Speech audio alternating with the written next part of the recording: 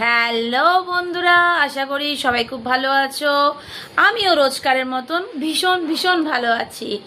তো আজকে দুপুরবেলা আমি আসতে পারিনি, লাঞ্চ ভিডিও দিতে পারিনি। এই যে আমার জামা কাপড় দেখো, অঢেল জামা কাপড় পরে এই যে শুকাচ্ছে। জামা কাপড় হাতে কাচতে হয়, অনেক কাজ, ছেলে মেয়েকে সমস্ত সব কিছু করিয়ে স্কুলে পাঠিয়ে রান্না বান্না করে ঘর গুছিয়ে পেরে ওঠা হয় না। এই কদিন ছুটি ছিল তাই লাঞ্চ ভিডিওটা তোমাদের সাথে দেখিয়েছি।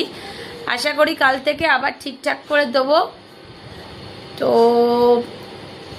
শপিং আর কিছু বলবো না, শপিং নিয়ে আর কিছু বলবো না, কেন আর্থের ফিসটা এখনো পর্যন্ত ক্লিয়ার হয়নি। আর্থের ফিসটা ক্লিয়ার হোক, দেন তারপর নয় পুজো কাটাবো। তা আছে ক্রিসমাস, তখন গিয়ে নয় ক্রিসমাসের সেলিব্রেশন করব। আর আমাদের দুর্গাপুজো বা দিওয়ালি এখন এমন হয়ে গেছে যে আমরা এগুলো সেলিব্রেট করাটা আমাদের কাছে এখন কষ্টকর। দেয়নি টাকা বলবো না মুখে, এই মুখ থেকে বলবো না যে সুমিত সিং টাকা দেয়নি। সুমিত সিং টাকা দিয়েছে, যে টাকা দিয়েছে সেই টাকা দিয়ে আমি নিশ্চয়ই ওদের দিওয়ালির সময় কিনে দেবো, কোনো অসুবিধা নেই। বাট এখনো পর্যন্ত আমি কিনিনি, আমাকে যেতে হবে, কিনতে হবে, তো আমি যাইনি। আর সুমিত সিংয়ের এই যে ভালোবাসা বাচ্চাদের প্রতি, যে কোনো কিছু মানে কি বলবো, এত স্নেহ, এত মমতা, এত ভালোবাসা, এটাই চেয়েছিলাম, এই বন্ডিংটাই চেয়েছিলাম সুমিত সিংয়ের কাছ থেকে, যে ছেলে মেয়েদের ফিস ভরবে, ছেলে মেয়েদের ভালোবাসবে।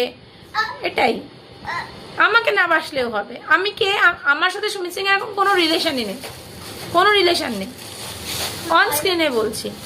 তো বাচ্চাদের সুমিত সিং ঠিকঠাক মানে ফিসগুলো স্কুলে দিয়ে দিলে আমি যেরকম বাচ্চাদের মানে রাখছি সেরকমই।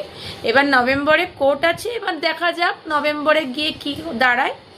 তো আছে সুমিত সিংয়ের পয়সা অঢেল আছে, অঢেল আছে। শুধু বিলাসিতা বলো এইগুলো থেকে, মানে সুমিত সিং তো এইগুলোর মধ্যে দিয়ে মানে চলছে।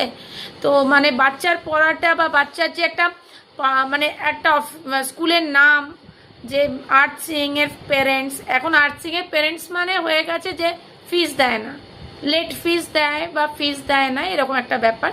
যাই হোক, যেটুকুনি বাচ্চাদের সাথে যেটুকুনি রিলেশন সুমিত সিং এর বন্ডিং বা যাই হোক, হলেই ভালো, হলেই ভালো, যেটাই হবে সেটাই ভালো। আমি আগেও বলেছি, এখনও বলেছি, আমারটা আমাকে বুঝিয়ে দেবে, আমার বাচ্চারটা বুঝিয়ে দেবে।